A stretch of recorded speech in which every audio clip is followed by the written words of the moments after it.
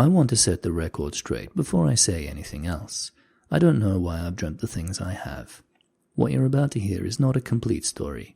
It has a middle, but no beginning or end. It's not finished, not complete, just what I know so far. The point is, I can't tell you what any of this means. I don't usually remember my dreams. My gut reaction is to tell you that I don't usually dream, but everything I've read says that everyone dreams, every night. You just don't remember them all. Assuming that's true, there's only a handful of dreams I've remembered throughout my entire life. In the last year, there have been 3. I've had each of these 3 dreams multiple times, and not always in the order I'm about to present them. I choose this order because I think it's the order that makes them the easiest to digest. I always have these dreams in the early morning, a few hours before I have to wake up for work, sometime around 5 a.m. I'll start with the rest stop dream. It begins in a public restroom. It's filthy, but usable. There are multiple stalls, and you can tell by the thin smell of cleaning fluid that it gets cleaned every few weeks or so, but definitely not every day. I'm washing my hands when the dream starts. The water is cold, but I don't have time to wait for it to warm up. I'm looking at my hands. I have a watch on my wrist. It's some cheap off-brand thing with a silver face and dark blue band. I recognize it. It was the watch I used to wear in college years ago. I look up from the sink into the mirror. I see my face. I'm younger than I am now. Dreamy must be about 20 or 21. My skin hasn't cleared up, but I'm starting to grow facial hair and fill out a little bit more. I look tired. There are bags under my eyes. I've always had a pretty light complexion, but I look particularly pale in that bathroom mirror. I walk out of the restroom and I'm on an old, off-the-highway rest stop. The bathroom exits right into the parking lot. Although there's space for 20 or 30 cars, there is only one car in the lot. It's a red Subaru Outback. The paint is peeling on the side and there's a dent in the fender. I recognize the car too. I used to drive one just like it. It was a hand-me-down from my dad. When I got in the car, I could tell that it was my dad's by the smell. A weird mixture of dirt and Altoid mints. The car has trouble starting, and that frustrates me because I'm in a hurry. Except it's not just that I'm in a hurry. It feels as though I shouldn't have stopped. It feels like I'm taking a huge risk. It's like I'm scared. The car finally starts and the tension fades. I peel out of the rest stop and start hauling ass down the interstate. I recognize where I am because it's somewhere I've been before. It's the highway I drove between home and college, a stretch of the I-70 out in western Kansas. I'm surrounded on either side by fields of wheat and corn. I pass a few farms and a field of windmills. This whole dream has to be when I was in college, as if it was a memory. I don't remember this rest stop. I don't remember this trip, but it's like I should. It's like the memory that didn't happen, but it could have. Here's the other thing. I have never driven on I-70 when there wasn't at least one other car on the road. Between the truckers and highway patrolmen, you usually can't go a mile without seeing somebody else. But in this dream, the road is empty. There isn't a car for miles. For some reason, I keep checking the rearview mirror, but there's nothing on the road behind me. The sky behind me is full of pitch-black storm clouds. I'm not sure, but I think I'm trying to stay ahead of the storm. I don't know why, but I know it's important. As I'm driving, I eventually pass by a single house that's off the road. I'm not sure if this house really exists, but it looks like something that would exist off I-70. It's a dilapidated wooden shack with a covered porch and a homemade wire fence. There's a man standing on the porch. He's wearing grey overalls. He's got a faded baseball cap on, but I can't read what it says. He mouths words to me as I pass him. The car's moving fast enough that I shouldn't be able to tell what he's saying, but everything slows down as I drive past him. He mouths the words, "I miss it." Then I wake up. This first dream has always unsettled me, but I don't know why. The worst part is it's so familiar. But I don't remember anything like that ever happening to me. I've had this dream 5 or 6 times, and I'm still not sure where I'm driving to. But I know for sure that wherever it is, I need to get there, right now. I've started having the second dream around the same time as the first. It kind of starts like the first one ended. I'm behind the wheel of the red Outback. I'm on what I think is I-70, driving east. I can see in the rearview mirror that there are towering black storm clouds a couple miles behind me. They're closer than they were in the rest stop dream. Anyway, the biggest difference between this dream and the last one is that I'm not alone anymore. There's a girl sitting in the passenger seat of the car. She's young, definitely early 20s. She has dark hair, but you can tell it's not her natural hair color because it looks just a little too dark.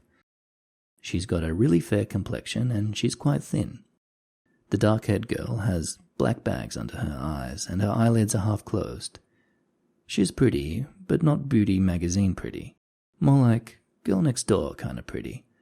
Her most striking feature is the bright red scar on her chin. It looks like it's recent. The strangest thing about her is I've never seen this girl before. Someone once told me that all the faces you see of people in your dreams are people you've seen in real life before, because your brain doesn't create new facial patterns. I don't know if that's true or not, but I know I haven't seen this particular face before. For a while, we just drive on in silence. She's mad at me, but I can't remember why. Eventually she speaks. She's quiet. "How are we on gas?" she asks. I look at the gauge and it's almost on empty. This makes my heart sink. "We need to stop and fill up," I say. "Already?" she asks. "Yeah, I'm sorry." I don't know why I say that, but it feels like it's my fault. There's an exit off the highway up ahead. I flip the turn signal on and get off the highway. The dark-haired girl looks at me funny. "Why bother with the signal?" she asks. "What do you mean?" "There's no one around to see it, so why bother?" I don't say anything in reply. I pull the Subaru into the parking lot of a fancy Shell station. All of the pumps are empty and the building itself is dark and silent. I look through the windows to see if the pumps are still on. The screen on the pump reads, "Please insert your credit card." I open my door to get out of the car. The girl with the scar on her chin grabs my arm. "Be careful. Don't let him get close." I agree with her and start filling my car with gas. This entire time I'm shaking a little. I keep feeling the need to look over my shoulder. Minute after agonizing minute ticks by. Eventually the pump stops with an audible clunk. I turn around to walk back to my door and I see a man standing at the pump next to us. It's the man from the first dream, the one I could see mouth words from the car. His overalls are stained with what looks like oil or dirt. I can see now that his skin is near white. His eyes are bright red. I move towards the driver's side car door. He's walking towards me, but he moves at an unnervingly slow rate. I pull the handle of my door, but it doesn't budge. I must have locked it by reflex when I got out. I take my keys out of my pocket. My whole body is shaking now. When I try to turn the key to unlock my door, I drop the keys. The man in the baseball cap is only a few feet away from me. I look at his face. His mouth is open and he starts to speak. His voice is dry and scratches. "I miss it. I miss it so much." The dark-haired girl pushes open the driver's side door. I grab my keys off the ground and slam the door shut just as the man reaches out towards me. The car starts on the first try and I floor it out of the gas station, back towards the highway. When I look in the rearview mirror, I don't see the man at the gas station. 1 second he was there, the next he's gone. I'm still shaking as I pull the car back onto I-70. The girl puts her hand on mine. Her eyes are wide. Tears are welling in her eyes. He didn't touch you, did he?" "No," I said. "You saved me." "Ah, thank God," she says. Above us the sky is growing dark. The clouds are closer than ever. That's where the second dream ends. Just like the first, it feels very real, but definitely never happened to me. This dream seems to come after the first dream, but I can't say for sure. The biggest mystery about it is the dark-haired girl. I don't know anything about her, but in the dream she's so familiar. I almost don't want to talk about the third dream. I've said this much, so I suppose I should, but the third dream is different than the rest. The third dream is the worst. There is no red Subaru in the third dream. There is also no I-70. But I know it's related because I'm wearing my watch from the first dream, and the dark-haired girl is in the third dream with me. We are in a cement room, piled high with boxes. We've been carrying the boxes in and we're tired. The boxes are overflowing with food and various survival supplies. I can tell we're planning on staying in this room for a while. There's a clean mattress on the floor and a few pillows still in their plastic wrapping. The dark-haired girl is yelling, "I can't believe you lost it." Her face is wet from tears. In the dream, I'm yelling too. "I'm sorry, I'm so sorry. I'll go to the car and see if it's there." Sobbing, she says, "You can't do that. You won't come back." I stand firm and say, "But you need your medicine." I'm not sure what medicine I'm referring to, but I know that it was my responsibility to bring it. I feel guilty. The dark-haired girl is pacing back and forth. The room we're in is tiny and there's only one door. I'm not even sure I would call it a door. More like an airlock. It's made of metal and must be 3 times my size. Suddenly, the girl stops pacing and says, "Maybe you can check the pharmacy for it." I tell her that it isn't safe, but she just keeps crying. I'm scared to open the door, but I know somehow, if I don't, something bad might happen. Whatever this girl needs the medicine for, it's worse than whatever's outside. I turn a huge wheel and the airlock opens. I step outside of the cement room into an unnaturally bright fluorescent light. All of a sudden, I'm in a grocery store. It's one of those huge chain grocery stores that has a department store section and a pharmacy. Like a Super Target or a Sam's Club. I can't tell what grocery store it is because they all look essentially the same. White tile floors, bright fluorescent lights. I start walking through the store. I'm moving quickly. There are other people in the store, but something's wrong with them. I pass by 2 women who are standing next to a rack of refrigerated hamburger and steak. The floor is littered with unwrapped packages and smeared in blood from the meat. They themselves are wearing long floral dresses, which are covered in smeared raw meat and blood. They're stuffing their faces full of the raw meat. One of the women is crying hysterically, but she just keeps shoving the food in her mouth. The other woman is silent. She stares at me. They both have red eyes and light skin, like the man from the gas station. I quickly move past them further into the store. My heart is beating quickly. It makes a soft, solid noise. Boom, boom, boom, boom, boom, boom. I'm afraid all at once that someone will hear it. I turn past an aisle full of cereal into the produce section. There's a man standing there, not moving. It's not the man from the gas station, but a different man. He's morbidly obese. He has one of those plastic bags you put produce in, dangling from one hand. It's full of yellow apples. Boom, boom, boom, boom, boom, boom, boom, boom. The obese man looks at me. He holds up the bag and screams at me. "Why me? Why me? Why me?" I don't know what to tell him, but he won't stop yelling. His face is bright red and I can see bulging veins standing out of his neck. I run past him. I can see the pharmacy just past the last stand of fruit. The obese man is still yelling, but I don't turn around. The pharmacy shelves are almost empty when I get there. Frantically, I scan through all of them. All I can find on the shelves are empty boxes and labelless pill bottles. My heart is beating faster every second that ticks past. At last I turn a corner around the last aisle and I see a single green cardboard box sitting on the bottom shelf. I breathe a sigh of relief because I know it has to be her medicine. I know it in my heart. The box has a red bow on it and no noticeable identification of what it is. but for whatever reason I'm 100% sure it's her medicine. I reach down to grab the box and I hear a voice behind me. I miss it. I stand up hastily, turning my body and clutching the box against my chest. Standing in front of me is the man from the gas station. He doesn't have his baseball cap anymore, and I can see there are only a few tufts of hair on his head. His scalp is blistered, and it looks like there is a stitched-up cut running the length of his forehead. I miss it. As he says this, he's walking towards me. I start backing up towards the produce section. I bump into a pyramid of cans, and they crash on the ground.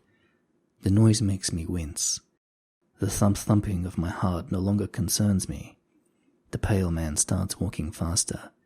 He just keeps repeating the same thing over and over. I miss it.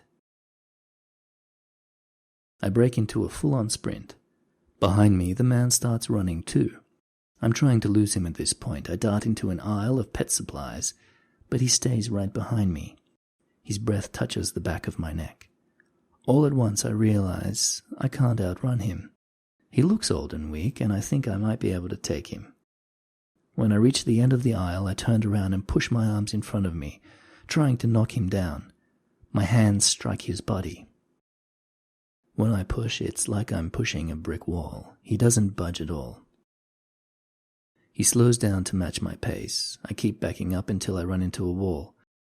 I'm cornered. I realize that when I pushed him, I dropped the box of medicine. It lays broken on the floor, a pink liquid leaking out of it. It's all over. But it doesn't matter now because he's only a few feet from me. I do the only thing I can think to do. I swing my fist at his head, trying to knock him down. It's the only option I have left. It doesn't work. He doesn't even flinch. He grabs my arm with both hands. They're like vice grips. His face is only inches from mine. He looks me dead in the eyes and speaks. I miss the way they taste.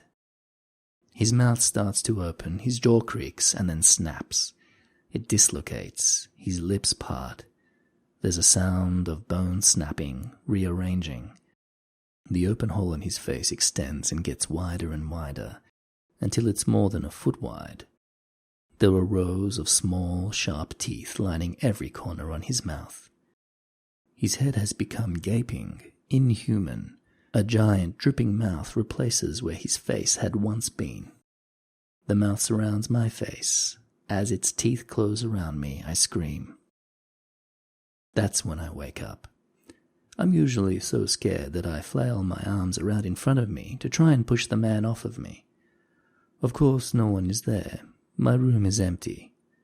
I can never go back to sleep afterwards, though. I just lie in bed and wait until I have to get up for work. I've had that last dream the most. Probably 7 or 8 times. Despite how much it upsets me, I hadn't ever planned to talk about it. I don't dream very often, and I don't put much stock in my dreams. This isn't the kind of thing I would normally tell someone. But the other day, something happened that changed my mind. I was riding the bus to work. I work at Gilliman University, a small liberal arts college in urban Gilliman country. I live pretty far from the university, out in the sticks. Anyway, I was riding the bus early in the morning, around 7 a.m. and I was starting to doze off a little. The bus came to a stop, and a woman got on and sat across from me. She was pretty, but not beauty magazine pretty. She had a faded scar on her chin and dirty blonde hair. She looked to be in her mid-30s, my age. I didn't know who she was, but she was familiar. She looked like the girl in the dream, but older. At first, I figured that meant it wasn't her. But then I remembered I was younger in the dream than I am now. So I suppose it would make sense that the girl was too. Her hair was the wrong color, but then again, the girl in the dream's hair looked like it was dyed. I sat straight up and stared at the girl. She was reading a little hardcover book. All of a sudden, her eyes moved to meet mine. They were bloodshot, like she hadn't been sleeping well. "I've seen you before," I said. "I've seen you in my dreams." "I know. I've been having the dreams too," she said. Her voice was soft. We continued staring at one another as the bus came to a sudden halt. It was her stop. She stood to leave and started walking down the aisle towards the exit. She turned to look at me and spoke one more time. Her hands were tracing the scar on her chin. I tried to tell her to wait, to explain it all to me, but she was gone almost as soon as she was done speaking. What she said? Well, it's the reason I decided to talk about my dreams after all. "He's coming, and when he gets here, please don't let him touch you."